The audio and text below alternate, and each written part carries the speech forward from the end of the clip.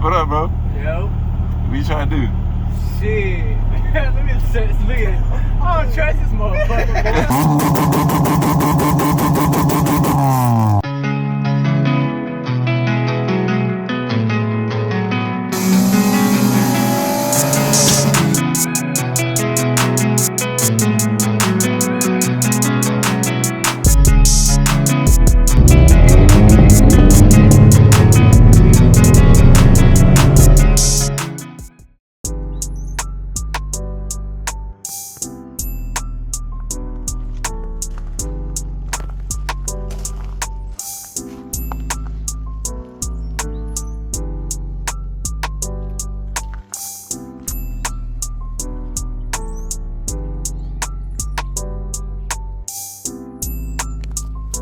What is going on YouTube? So as you just seen the first little clip of Trap, we had some type of storm wind mess blow, like the wildfire smoke or whatever they're saying, from Texas all the way across the Carolinas last night. So everything is like covered with this, like, it's almost like how pollen is, but it's black.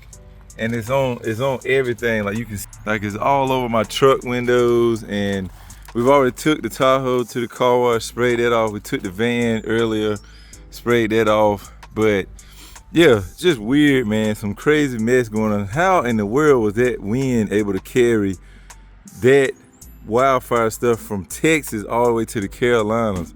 Like, that doesn't even make sense, guys. But anyway, we got, as you can see, the rotor slips in the back of the truck. We actually almost sold these things a couple of weeks ago, but the guy didn't want them because of this bin right here. Well, he still wanted them, but he was trying to short me 50 bucks over that bin. And if you look in the back, there is no bin.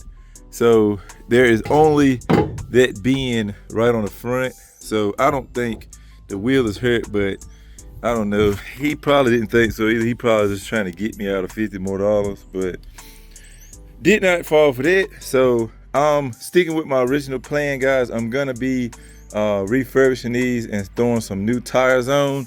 Now, I do have one option that I'm gonna try before I actually do this myself. The guys up where James J Mills Tuning Shop is, they actually refinish wheels for, like, that's what they do. Carolina Wheel Works. They have fixed several wheels, including the set that I have on the CD6. They actually welded up a crack on those for me.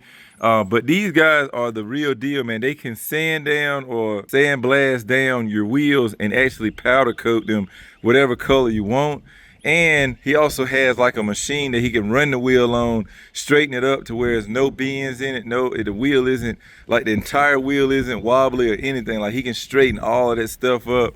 I may just see what he would charge to refinish these.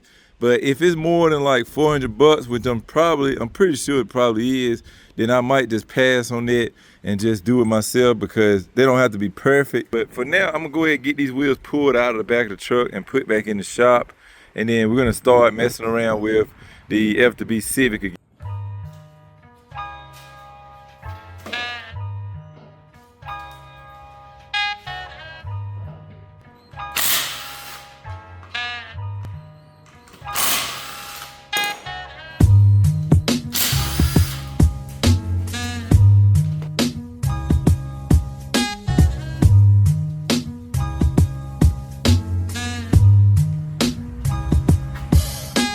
Whenever it pours down, like it's got to really freaking pour down rain, guys. Whenever it does that, it does flood into my shop and make a stream across the whole shop floor. For the most part, it dries up, but sometimes if it's enough water, it'll linger for a couple of days, especially in the winter months, because it don't really get up to, you know, a really hot temperature. But what I just did, I took the shop vac. I think I sucked about at least a gallon out of the floor back here by the mower. So that'll probably definitely dry on up over the next day or so. And the front half, I just swept. Now I would have probably swept the back out of the shop, but because of the EK, I just tried to suck as much up, pause, that I could. And the rest, if it's a skim coat, it'll dry really, really easy. It's just when it's kind of deep, it seems like it takes a while.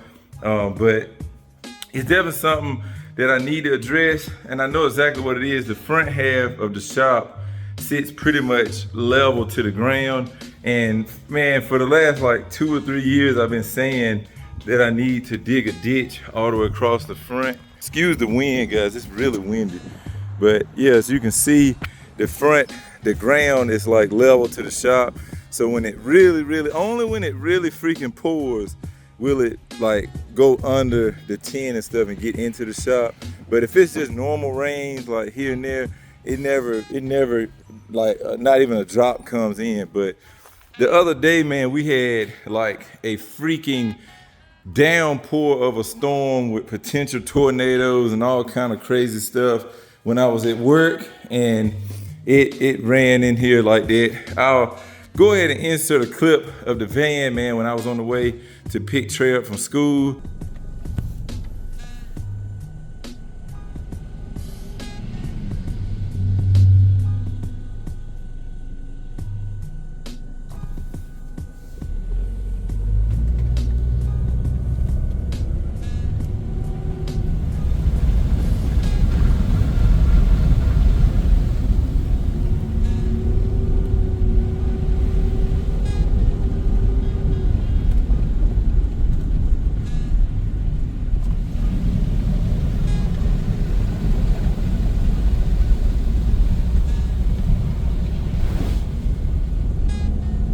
And you'll see how flooded out the road was. And I mean, it had literally just stopped raining before I got off work. And you can see like that, the road was just holding that water everywhere, almost like a hurricane had came through. But it's just NC, bro. We got all types of weather here. We might have snow, we might have tornado, we might have hurricanes. It could be 90 degrees, it could be 20. And a lot of that stuff can happen in the same week. But yeah, boys, so what you saw me do a while ago is I got the transmission pretty much down to where I wanted it, which was really simple. I just took the slave cylinder off, and I took the clutch fork and the throwout bearing off. So it's pretty much down to a bare minimum. I was gonna pull the reverse light switch out, but this thing still has fluid in it, so I need to dump it or try to drain as much out of it as I can before we load this thing up. I'm gonna be taking this up to James probably tomorrow. Today's Saturday, so I'll probably start a vlog with that, drop it off at James. I need to fully charge the GoPro, and hopefully James can film busting this thing open and showing us exactly what's wrong. Hopefully it doesn't cost a lot and we can go ahead and get that repaired. That'll be in an upcoming video that y'all will see, because I'm gonna connect the transmission stuff all in one vlog. I also saw where someone said something about flipping my turbo around to where I could run the wastegate dump and the exhaust out from the same hole. Well, I don't understand. I mean, I get what you're saying, but I don't understand why I can't do that now. This is my wastegate, and it's gonna sit probably around here. So I don't see why I can't like just 90 this wastegate up and it'll run straight up exactly where the exhaust is gonna 90 up. So both of them can just run right up right here and meet together. I don't understand why that won't work, but I get what you're saying. But this is just, I know this is how it is on my CB7, and I feel like it should work like this on this car, because I think this is gonna be far enough over. I don't think the radiator is pretty much more on the transmission side. So I think we should have enough clearance to bypass this part, and we should be good. The only complicated part will be running the charge pipe on this end, because we'll have to come out and go on this side, go into the intercooler, and then from the intercooler to go back up to the throttle body itself. So yeah, that might be the most complex part, but there's nothing else under here. Like, we're not running down pipe or anything, so this will all be pretty much wide open, so we can just kind of 90 it or whatever we need, angle it toward that way, and then make our U around to the front of the bumper where the intercooler will sit. So I really don't see an issue with this setup. I think it should work. And like I said, push come to shove, if I have to, I will flip it. I can still leave all my other stuff in the same spot and just flip the turbo a complete 180 and just change the cartridge around. And I think we'll still be good, but I feel like it'll work like this. And yeah, we should be good there. So again, I appreciate the suggestions, but I feel like this is gonna work. I'm gonna be running a 44 mil adapter to the 2-bolt flange. So it's gonna go from 44 mil down to the 2-bolt 38 mil flange that's on this log manny, and that should suffice for what we're doing. We're not gonna go crazy boost. I'm thinking at the most maybe 10 PSI.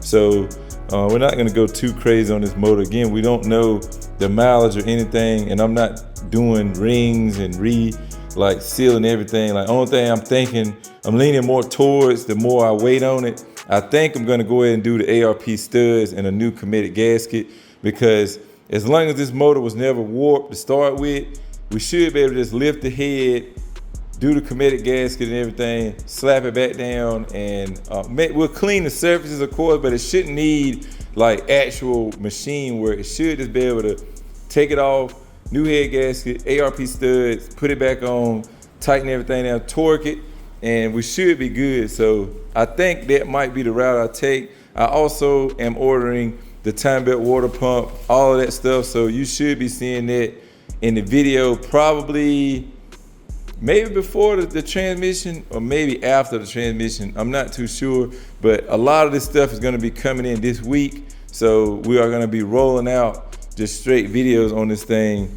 back to back to back. So it's not gonna take me long, guys. I promise you that it's not gonna take me long to put this baby together. But yeah, that's kind of where we're at as far as this turbo setup goes. I think everything we have here is gonna work. I'm so scared of this line right here. Everyone says these things tend to leak, but if it does, I might have to end up running back to the same place I went to in Raleigh to have them remake me a line, just so we don't have an issue. Cause something about these eBay type feed lines, they say they just, I don't know, they just leak. It's like a plastic inside or something.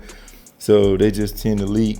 So that's the only real thing I'm worried about right now. I'm not worried about the drain. I think that'll be fine. But that feed, man, if this thing just doesn't leak, we'll be good. So crossing fingers, hopefully we can catch a break.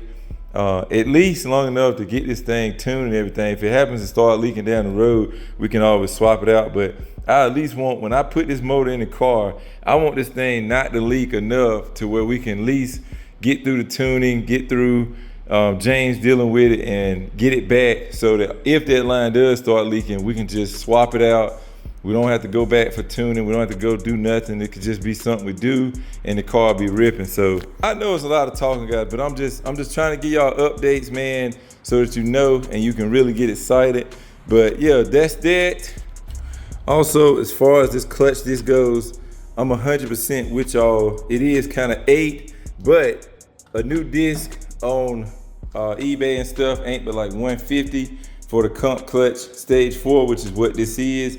So I'm just gonna order a fresh disc, reuse this pressure plate, use this flywheel, and I think we should be good. That's still saving us a ton of money, because this kit, I know the clutch and pressure plate alone are like $300. So, and not including the lightweight flywheel. So that this is definitely gonna save us just by getting it upgraded clutch disc. And guys, inside this box is one of my favorite pieces that Maxpeedingrods makes, and I have been running the same unit again on my turbo car for the last 4 years now with no cracking issues or anything. So this here is what they call the Alternator Relocation bracket, and this just moves your alternator down out of the way, like more down under, where you can have a little more space to run your other parts to the turbo, like your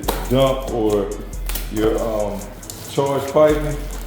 And this unit, bro, like I said, I never had an issue out of, so I had to pick another one up for this car.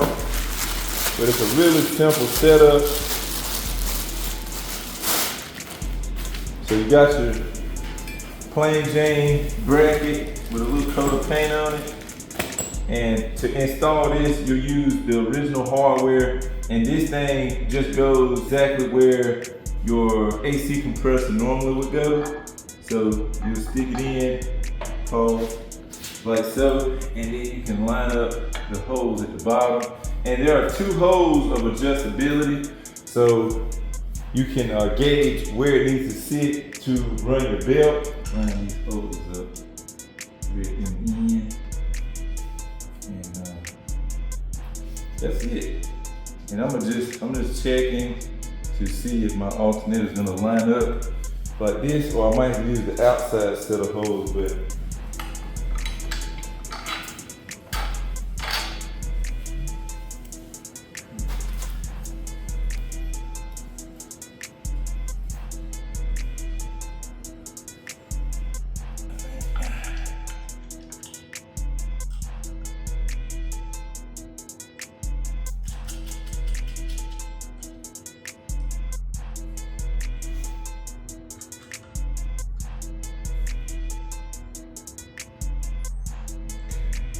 yeah.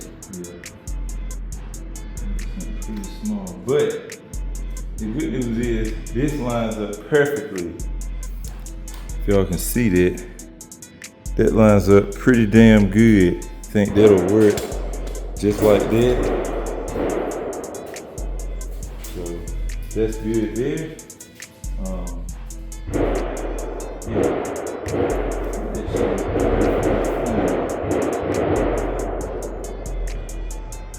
So all we got to do is measure that out, get a belt for it, and that'll be completed.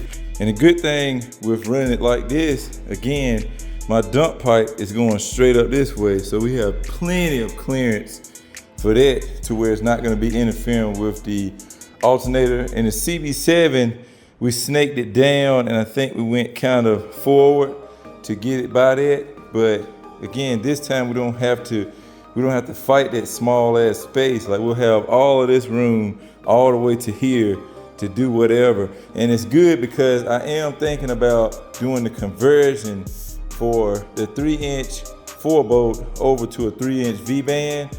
So I got that in my cart as well. I think I'm gonna do that and then buy a 3-inch 90.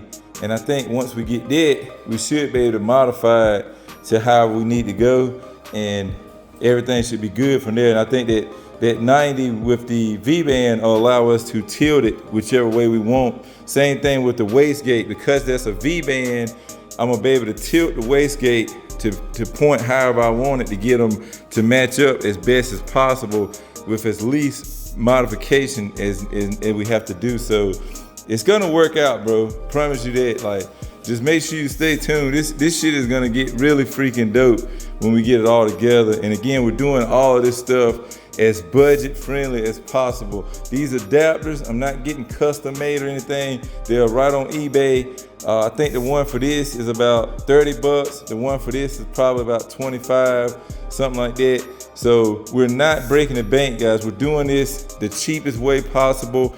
And when we do the intercooler piping, I'm gonna show you, I'm gonna map all of that out myself here. Hopefully it's good. Hopefully I don't need Donnie's help for that. And then when I get it to him, all he has to do is weld up as many joints as we can to keep it more solid pieces than silicone couplers, so we have least chances of it having an issue. But the silicone couplers work just as good, especially for low boost applications like this one. Here we have the Maxpeedingrods Silicone Rad Hose Kit. You can get these for pretty much any of the 90s model Civics. I'm not sure if they make them for newer stuff. They probably do have a few, but I know like the 90s model Civics, they have all the kits you need for the EGs, the EKs, everything, Integras. They have the kits for them. So this is really cool, man, because while you got everything out, you can definitely replace some of the more busted hoses. So this one here, I'm believing, is the one that runs from the heater core up to the side of the head underneath the distributor. So I can go ahead and replace that while the engine's out. And I'm also gonna go ahead and replace this little short unit that goes to the back of the block with the one from the kit. Again, I will link these in the description if anyone's interested. And I also link that Alternator Relocation bracket in the description below. A lot of people have had issues with the eBay units cracking or breaking. Even I want to say it's the 1320 ones. I've actually heard people say they cracked as well. My one on the turbo car has never had any issues in the 4 years that I've had it, and it is a Maxpeedingrods unit. Definitely a bargain there. Same thing with this kit. This kit is only like $30, and you get every hose, like even these little tiny pea shooter ones that would go on the back, like where your throttle body would be, and all the little odd and end hoses back here. Like, it comes with every freaking thing. Really, it's made for a D series, but it'll work on a lot of engines. You just gotta figure which hose fits kind of where. But definitely, guys, check the description if you're interested in any of those. So guys, that's pretty much gonna wrap this video up. I know we're not doing a lot today, but I promise y'all, I really wanted to get this out there so that y'all could see that it's really about to go down. I will be posting to my YouTube, like the public community page. I'll post more updates so that y'all can see stuff unfold, because I am definitely dropping the transmission off tomorrow, and hopefully we can do updates on that this coming up week. I might take the turbo car out, drive it a little bit. That'll give y'all some actual action footage, since y'all like that. And I know y'all missed the turbo car, and maybe we'll drive one or two more of the car. Maybe we'll take the CD6 out, do a little bit more no lifting. I still need to drive the trap at nighttime, see how those headlights do. I haven't done that yet either. So there's a lot of little stuff that I'm gonna try to do in between to give y'all some content. But just know, after this week coming up, there's gonna be a lot of this car and a lot of stuff going together really fast. So for the ones that have been supporting me this whole time, huge shout out to y'all. Y'all are the real MVPs. For the ones that are just tuning in here and there to watch and see if or when I get this F20 turbo going, I appreciate y'all as well. Just know once we get it finished, we're gonna have some fun with it in Mexico, and then we're probably gonna sell it and go K. So that being said, guys, I'm gonna wrap this video up right here. Hope y'all enjoyed it. I will catch y'all next time. Remember, respect all videos. Peace out.